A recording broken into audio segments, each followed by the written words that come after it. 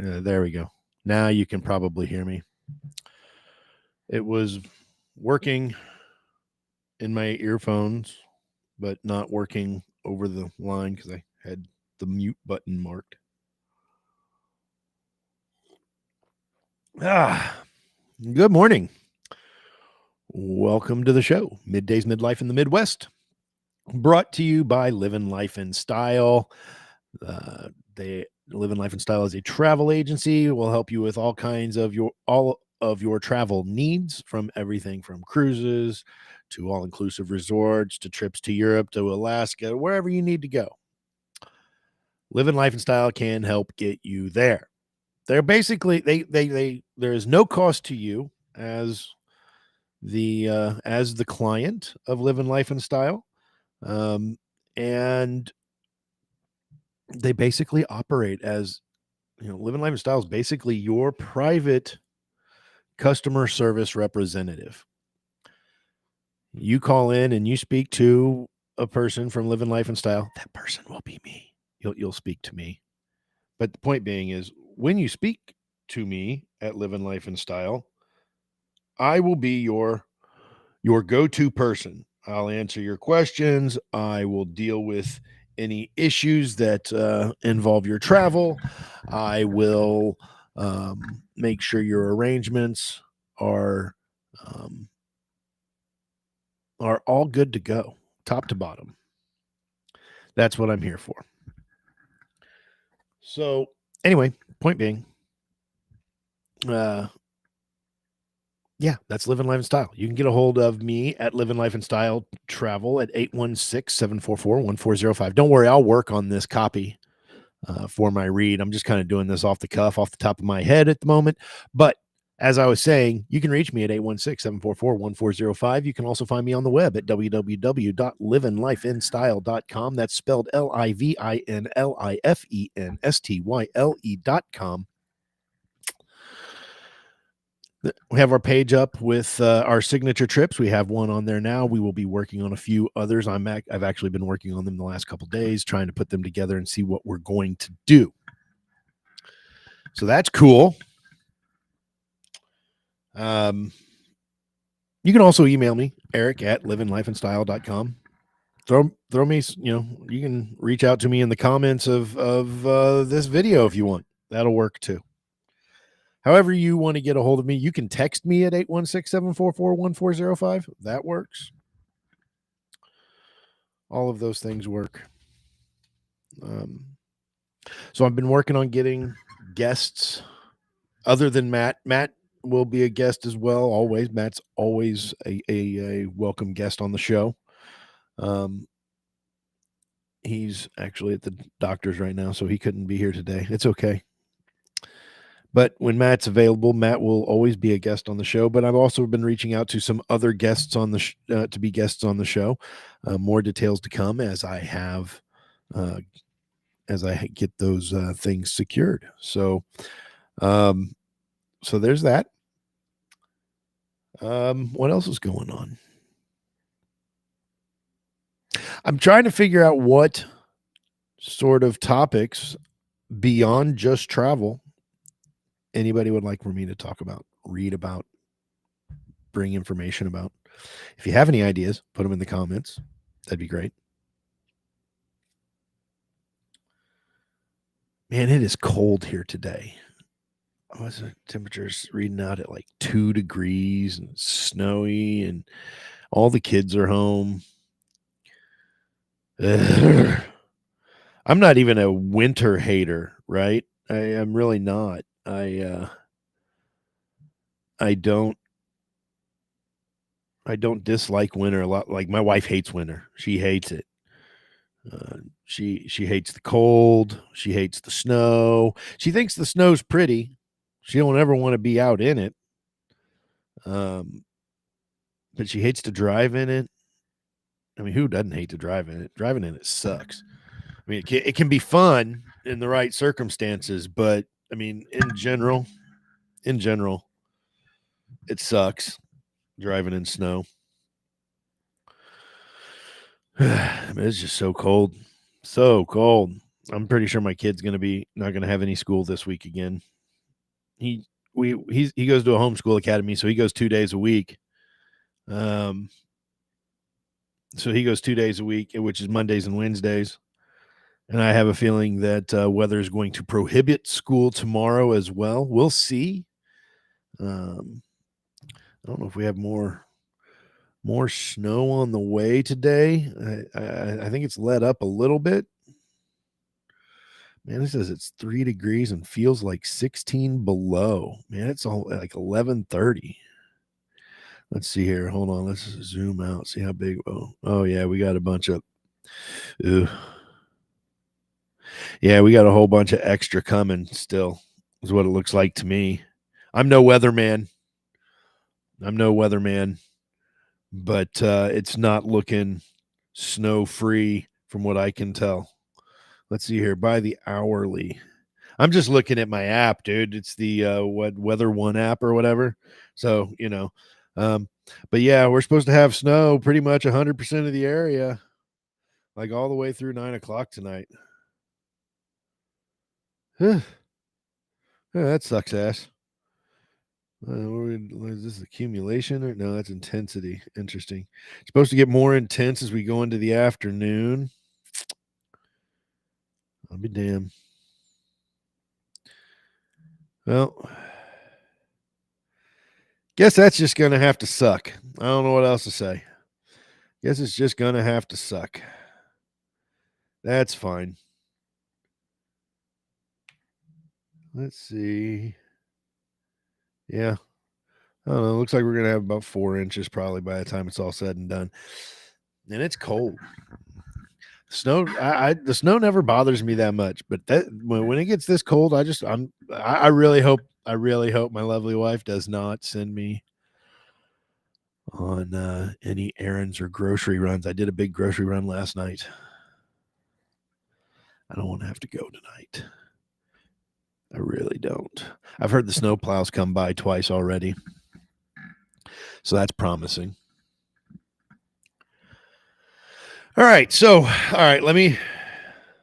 okay, one thing real quick.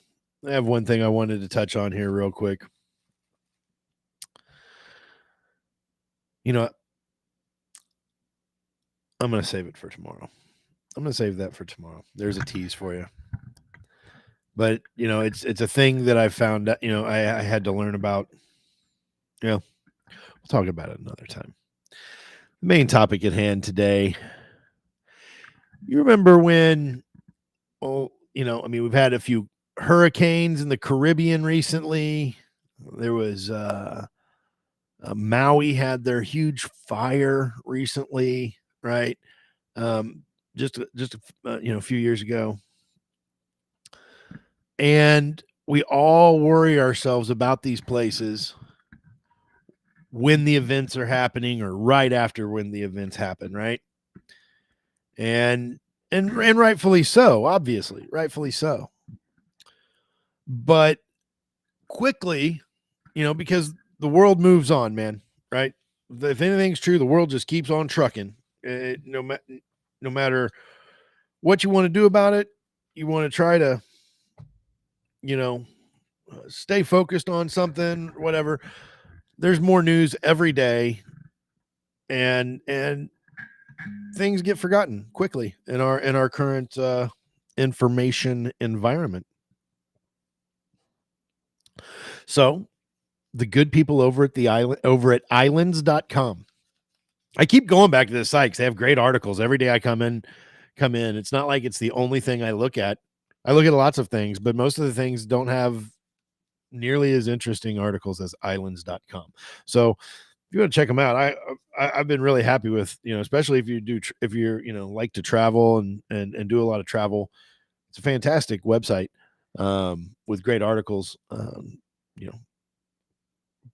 just with great articles. That's all. That's what I'm looking for, man. Especially like trying to do this live stream. I was like, what do I need? What do I need to be able to do a good live stream? Good articles. Good articles is what I need. And so far, islands.com has been providing it left and right. So always a lot to look at there. Anyway, all right. So this is where I got the article. Guess what? From islands.com. That's right. Islands.com. So they're talking about the destinations damaged by natural disasters that can finally be visited again. Sharon Kong Paring authored this article. Looks like it posted yesterday afternoon, yesterday evening. Depends on where you are in the world and exactly what time it was posted, but regardless. So Sharon writes, considering a trip to a destination that recently experienced a natural disaster can be a difficult decision to make. Though a place may be though a place may be a popular vacation spot as a conscious traveler, you never want to burden the local community, drain resources, or trivialize an event that impacted so many. Absolutely true. However, there comes a time when the destination has rebuilt and can accommodate visitors once again. And when the local government and community express that their homes are open for visitation from travelers, planning a trip there should be of great benefit in the recovery process. When visiting locales that have recently recovered from or are still in the process of recovering from a natural disaster, remember to be respectful. The activities that you choose to do, where you stay, and what you buy all carry a certain level of responsibility. Be mindful that this is a country or city hoping to rebuild and recover, so try to make choices based on how they best help local populations. For instance, stay at locally owned lodgings or shop small and local businesses for souvenirs. Choose activities led by local guides and dine at local restaurants rather than at large chains. Your stay and the revenue generated from your stay will create income and directly support the local people affected by the natural disaster. Considering these tips on how to travel responsibly, these destinations exemplify those that were damaged by natural disasters but can finally be visited again. Yeah, and this is particularly interesting, a particularly interesting article to me, because the Living Life and Style signature trip here and coming up in June, it's a cruise to Mexico, but we leave out of Los Angeles and we go back to Los Angeles, right? And they were obviously just devastated by the fires and stuff in the Los Angeles area. And we're going to have to navigate that. We haven't picked our hotel rooms for our pre-night or post-night stays. We haven't we haven't done any of those things yet.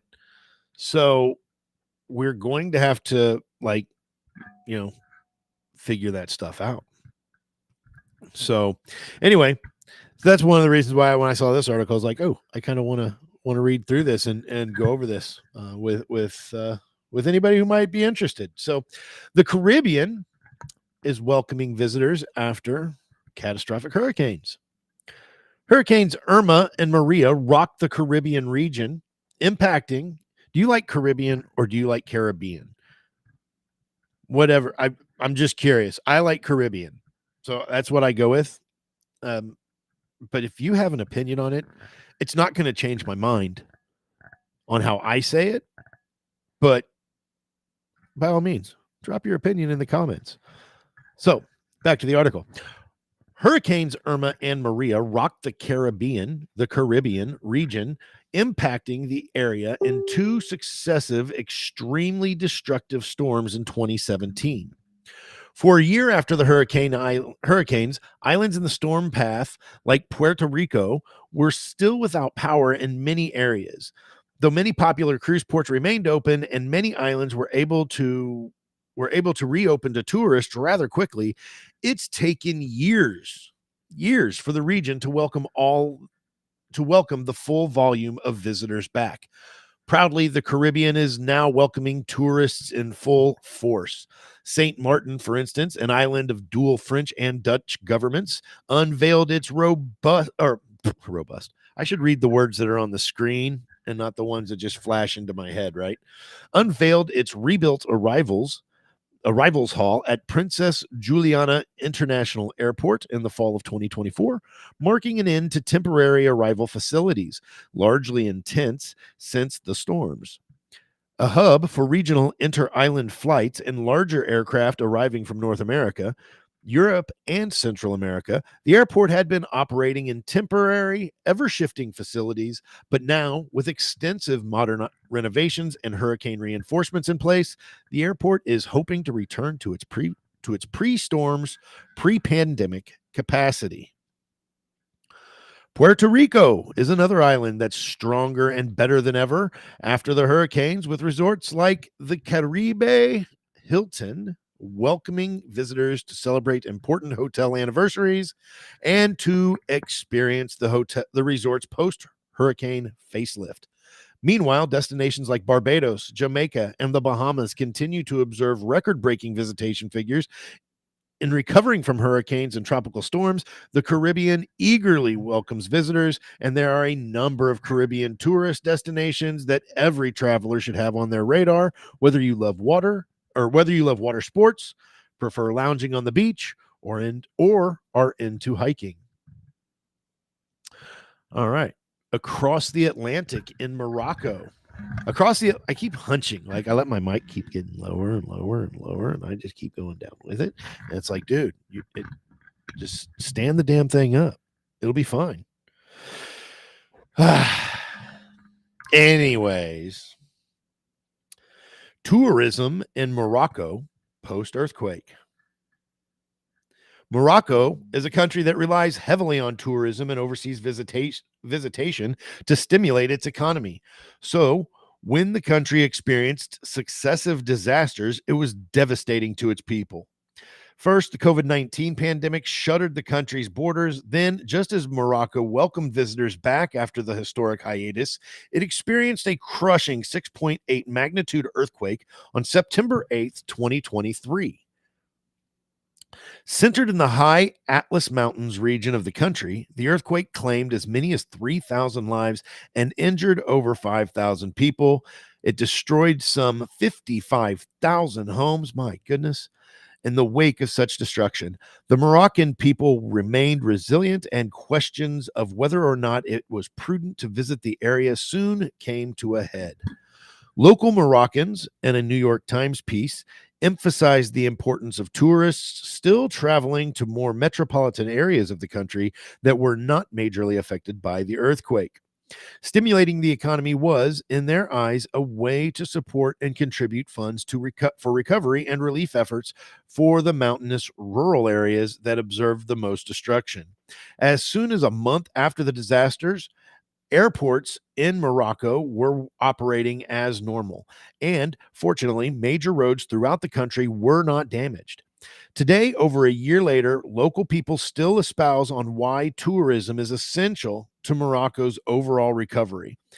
In an interview with The Independent, Youssef Idboulit, I have no idea if that's how you say that. I'm really just giving it a whirl, but we'll just go with Youssef. I'm pretty sure that's right. Youssef, a tour operator local to the Atlas Mountains, commented that travelers' dollars in Morocco are even more important today as they provide direct funds to families and locals still rebuilding their lives. I've noticed this more, I guess it's a universally correct way of spelling turkey. I'm not sure if I'm just still supposed to just pronounce it turkey, or if it's supposed to be pronounced a little differently with this new spelling, but I see it everywhere now. Usually I'm an American, so I usually just see, turkey spelled like the bird that we eat at Thanksgiving, and that's probably not right either. So anyway, I found it interesting the more I've been seeing this spelling. But Turkey's rise in visitation after earthquakes. Turkey also has been devastated by earthquakes recently. Only 7 months before the horrific Moroccan earthquake, Turkey experienced its own devastating natural disaster, a 7.8 magnitude quake that took the lives of over 50,000 people in southern Turkey, destroyed more than 38,000 buildings, and affected millions of others. Destruction and casualties were even experienced in neighboring Syria, and the quake was felt as far away as Egypt. This earthquake was the most catastrophic trembler. It was that catastrophic, I don't think we should call it a trembler. Just thought I'd point that out, that the region had experienced in decades, and an equally cataclysmic 7.5 magnitude aftershock only exacerbated the region's devastation. All cities and areas in the country, even those that were normally popular tourist destinations in Turkey, experienced a major downturn in visitation, and recovery was not as swift as some other regions post disaster. In 2019, an impressive 45 million people visited the country, but the earthquakes of 2023, along with the pandemic, briefly put a pause on Turkey's hopes of reaching those numbers again. However, by the end of the year, over 49 million international travelers had returned to the country, ushering in much needed revenue. Provinces around the hardest hit areas of Hatay and, oh my goodness, Kahramanmaras. I think that's right. I think I might have got that one right. Kahramanmaras emphasized that they were ready for visitors, as described by Barry Voss, a tour operator, in an interview with Lonely Planet, noting that the eastern part of Turkey is very big and that most of these beautiful places are open. And then, as I mentioned at the beginning, Maui's recovery after the historic fires. When utterly devastating images from the Maui wildfires in August of 2023 took over the media airwaves, the American populace watched in shock as the breath of the destruction. I had a hard time spitting that out. A combination of historically strong winds and dry weather contributed to the rapid spread of flames across Lahaina. Upper Kula, Upper man, I'm butchering these, and I apologize to all of the Hawaiian people out there listening to me do this completely awfully. I'm just not real good at the dialect. And Olinda, it was one of the deadliest wildfires in American history. Over 100 people perished and over 2,000 structures were lost. Maui, a popular Hawaiian destination, was affected not only by the incredible tragic events of the wildfires, but also in its loss of vital income. Only 2 months after the fires ripped through the western part of the island, Maui officially reopened to tourism, understanding that traveler dollars were an essential stream of revenue for recovery. However, the fires and tourism thereafter prompted a conversation on how travel to Hawaii could be more sensitively facilitated. While tourism still remains low compared to early 2023, the Hawaii Tourism Authority, in a unifying message that dispelled some of the mixed sentiments of whether or not to visit Maui, has made it clear that it welcomes visitors back to Maui once again. The group feels the worst is behind us, and visitors are encouraged to come back to Maui, albeit with sensitivity and open hearts toward what the local community has been through. Similarly, the Hawaii Visitors and Conventions Bureau hopes that the spring of 2025 will bring in a renaissance of travel to the island, prompting more regrowth and recovery. So, as I said, why you should visit these destinations. All right, for this list, they researched a number of natural disasters in tourist-heavy regions, and they paid particular attention to those countries and cities where local government entities emphasized that their homes were open for tourism.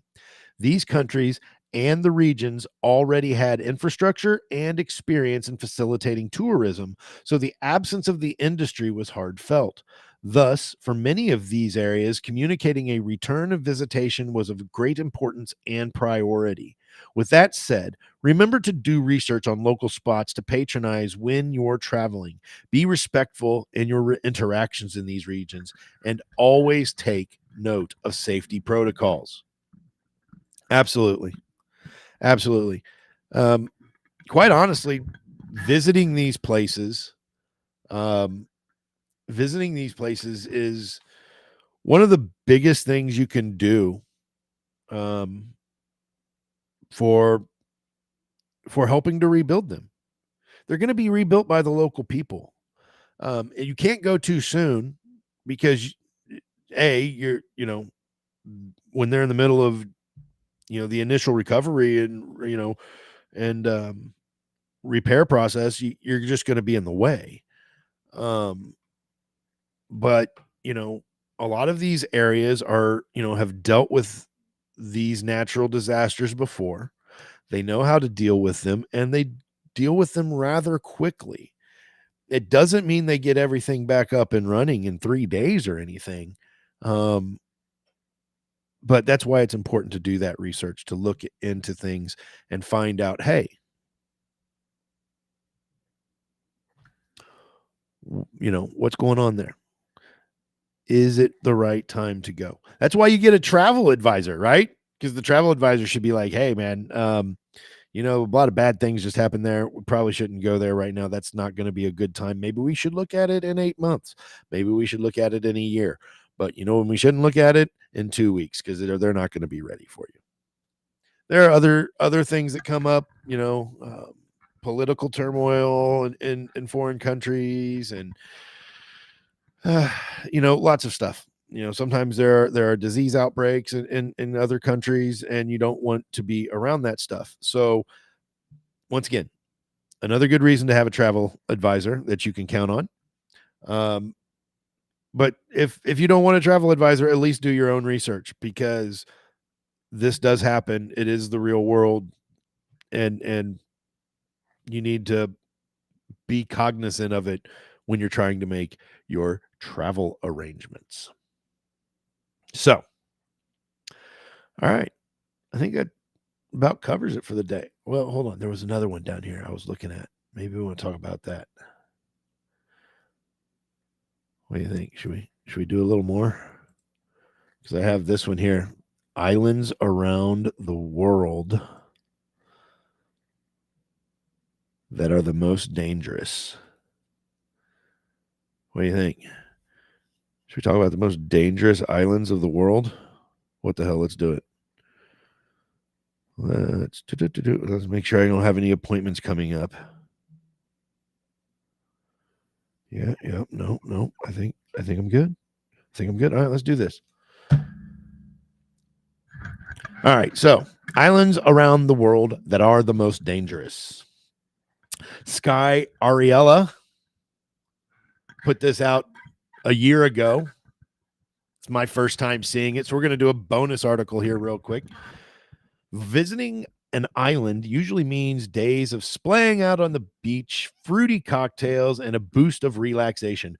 Travelers crave the island vacation experience at spots like Florida's Wakiva Island for an indulgent breakaway from all the everyday stressors of life. However, with thousands of islands around the globe, from Sweden to Vietnam, not every single one is going to be paradise.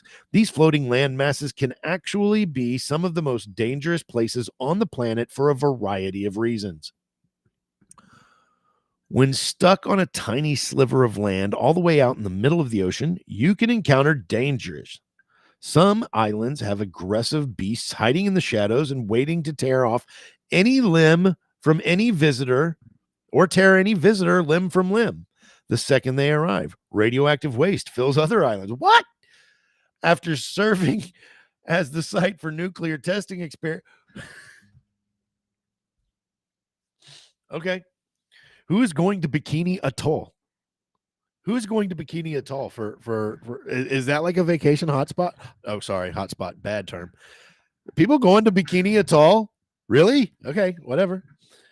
All right. Well, radioactive waste fills other islands after serving as the site of nuclear testing experiments for years. Certain islands have grown infamous for causing deadly shipwrecks, while unpredictable volcanoes that have claimed the lives of travelers plague others. Carefully weigh these factors before taking a boat to the world's most dangerous islands. Yes. This is awesome. Cocos Island in Costa Rica. At first glance, Cocos Island may seem like an ideal destination for a budget friendly Costa Rica visit with less crowds. However, it isn't nearly as harmless as it sounds. Cocos Island may have served as the real life inspiration for the Jurassic Park movie, partly because of the large number of critters on and around the island. Cocos Island is crawling and swimming with animals that can be terrifying or even deadly to humans. To start, 362 species of rare insects live in the island's rainforest. These creepy crawlies will probably send a chill up your spine and can potentially spread disease. But the real danger around Cocos Island lurks in the oceans. The waters around the island have long been a popular diving spot, though visitors have had some unwelcome brushes with the hordes of hammerhead and tiger sharks that patrol the coastlines around Cocos. These species are known for being defensive, and you can easily attract these sharks while swimming or snorkeling in the water around Cocos. In 2018, a female tiger shark killed Rohina Bandari, a 49-year-old woman diving in the area. Though the sharks around Cocos Island present some dangers to divers, Florida's Museum of International Shark Attack Files reports Florida has a Florida Museum's International Shark Attack File. Florida Museum has an International Shark Attack File? That's kind of crazy. I had no idea. Interesting. Reports that unprovoked shark attacks remain incredibly rare, with only 8 of these incidents confirmed in Costa Rica since 1907. So calm down. She probably triggered the tiger shark herself. Oops. I would probably trigger the tiger shark too. This is why I will not be going diving near and around Cocos Island. Fraser Island in Australia. The UNESCO World Heritage Site of Fraser Island, say it easy, it's easy to say, Fraser. The UNESCO World Heritage Site of Fraser Island is the largest sand island in the world, with over 155 miles of beaches with all that wide open space. It sounds idyllic and like it could be one of the best islands to visit on vacation. However, some serious dangers come with heading to this Australian locale. Despite the tempting stretches of sand, the waters around Fraser are some of the worst places to swim on the globe. No lifeguards patrol the miles of beach, and it is a very risky place to take a dip, even for experienced swimmers. The area gets strong riptides, plus sharks and jellyfish are common. There are potential threats to worry about on dry land as well. My God. Sounds like the place you should exile people to. Visitors are pretty much guaranteed to come face to face with an animal anywhere in Australia. But that creature may not be so friendly if it lives on Fraser Island. It has a large population of dingoes. I had to say it like that. I'm sorry. Dingoes. I don't know if I can say it normally, but dingoes. Dingoes. I think it just makes you Australian sounding when you say the word dingoes. Anyways, dingoes that roam the area. They are fun to watch from a distance and usually steer clear of humans out of fear. However, they are still wild animals and have been known to get aggressive out of nowhere. In February 2024, a little boy was rushed to the hospital after being attacked by a dingo on Fraser Island. Just a few weeks later, dingoes bit 2 more women visiting the island. The dingoes of Fraser Island have become more vicious in recent years, making the area an even more dangerous place to visit. There you go. Gruinard Island in Scotland. Any place called Anthrax Island should immediately send up some red flags. You think? As a dangerous destination. Really? No? Yeah, of course. Yes. If it's called Anthrax Island, I'm probably I'm good on that. But, well, let's just, keep reading. That is the terrifying nickname for Gruinard Island in Scotland. It picked up the moniker after World War II when the United Kingdom used Gruinard Island to carry out germ warfare experiments. Anthrax, an extremely deadly illness that comes from bacteria can cause blisters, chest pain, vomiting blood, and eventual death.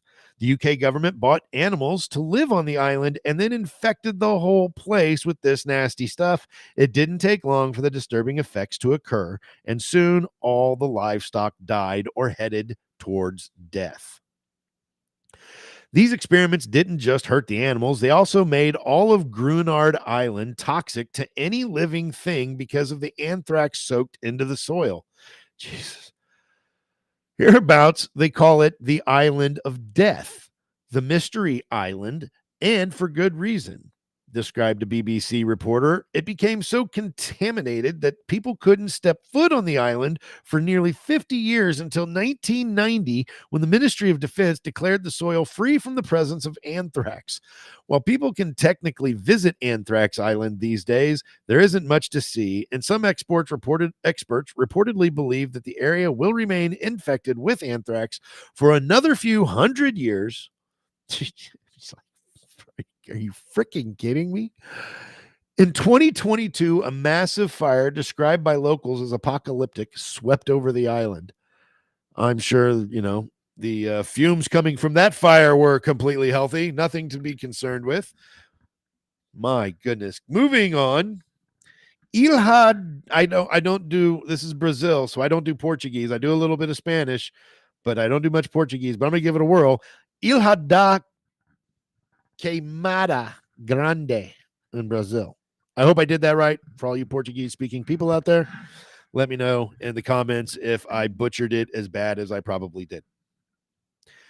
So, few situations sound more terrifying than getting stuck on an island completely overrun with venomous snakes that can kill you with a single bite. Yeah, no, I mean, it might as well be Jurassic Park, only just the lizards don't have legs. Imagine if you couldn't take a single step without getting near another one of those deadly reptiles.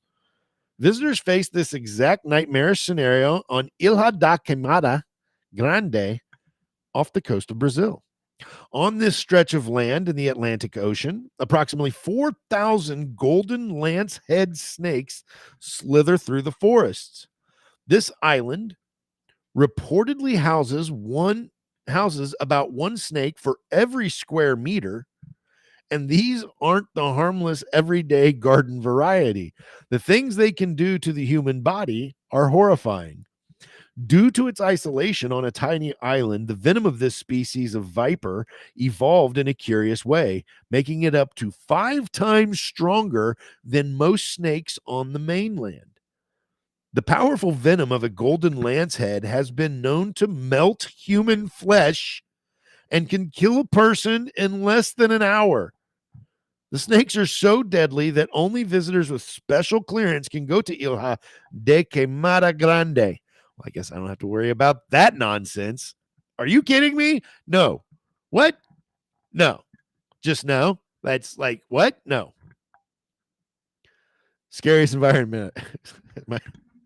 So my wife and I, we have a line we like to use, a movie line we like to reference frequently when talking about locations, and it's from Armageddon, scariest environment imaginable. That's all you had to say. Scariest environment imaginable.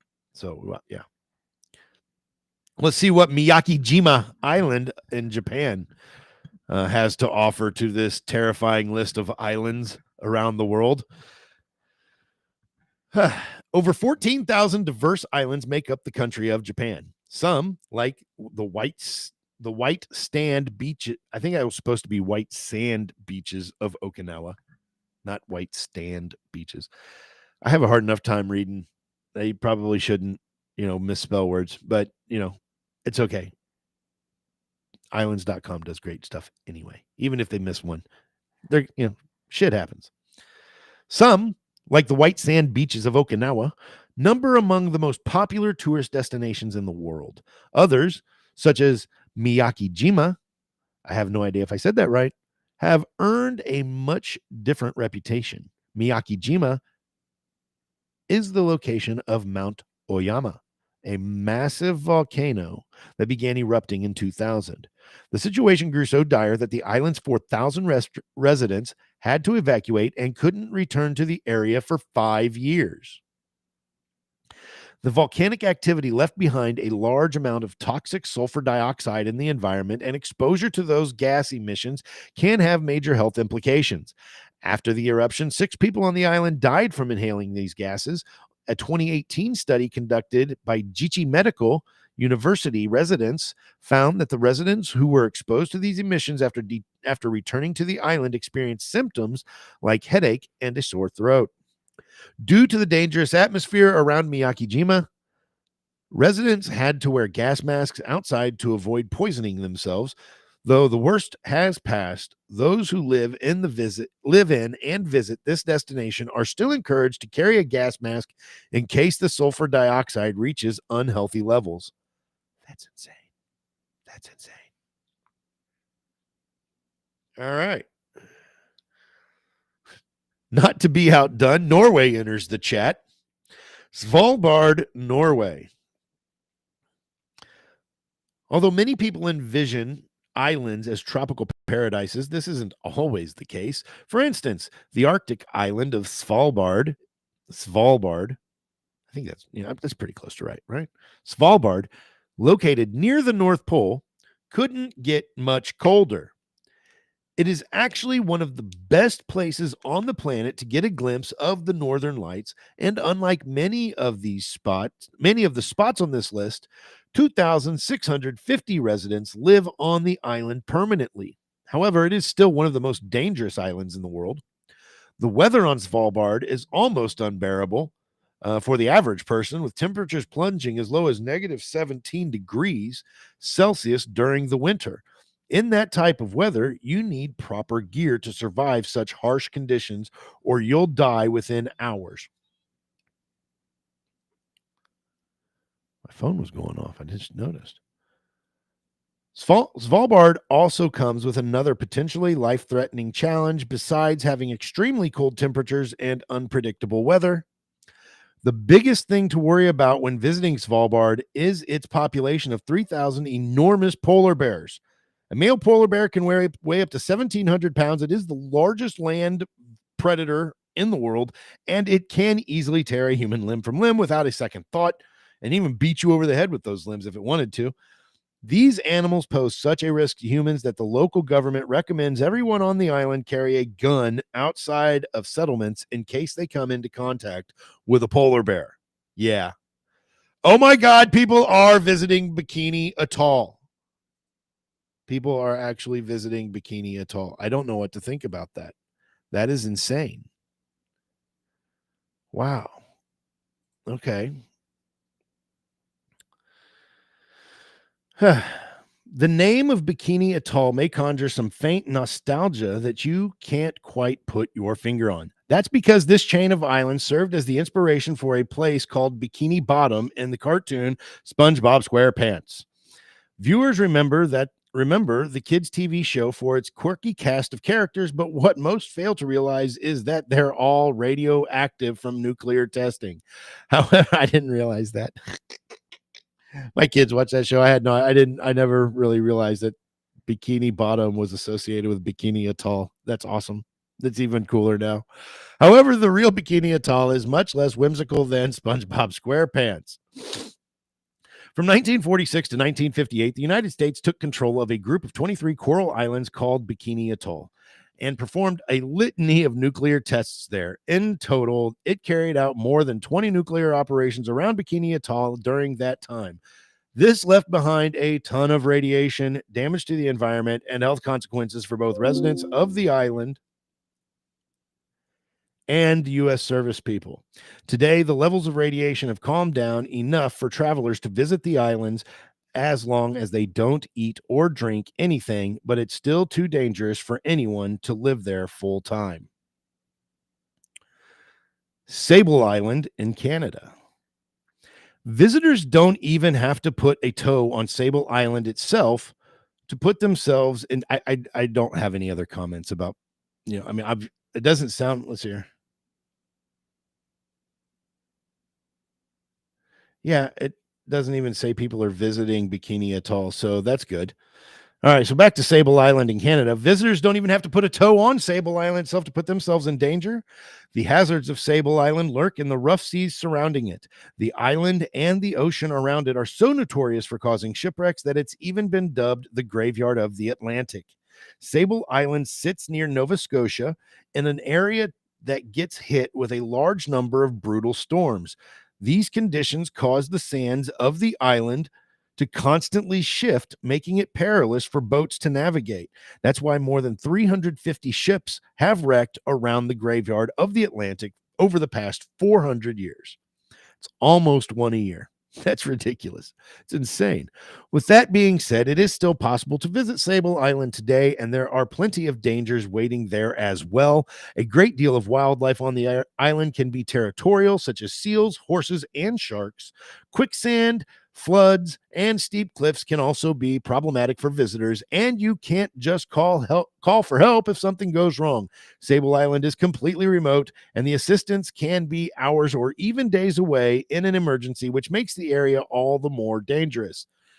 My God, and people visit there. That's ridiculous. Whakaari, or White Island in New Zealand. One of the greatest travel tragedies in modern history took place on Whakaari, or White Island, off the coast of New Zealand. Despite the presence of a giant volcano, many tourists flocked to the island for some time. In light of this trend, a group of 47 people wandered around Whakaari. I don't know if I'm saying that right, by the way. I never know if I'm saying any of these names right. I'm just going with it.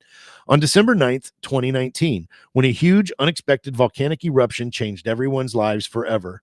22 people died that day, and even more sustained serious injuries and burns.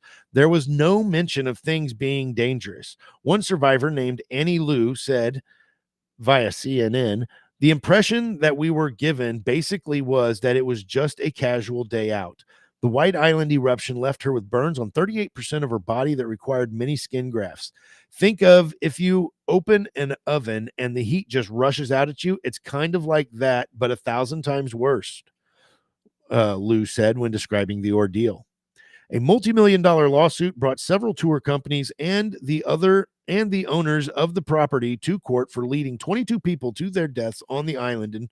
In 2024, the survivors and families of the deceased and the people responsible for bringing their loved ones to Whakaari that day finally reached settlement. Today, visiting White Island is forbidden due to the dangers of the active volcano. How many more of these do we have? All right, three more. Maha Island in Tanzania. The name, not Maha. I read that wrong. It's Mafia. Oh, cool. Mafia Island. Mafia Island in Tanzania. The name Mafia Island already sounds a bit suspicious off the bat, but organized crime isn't the element you need to fear there.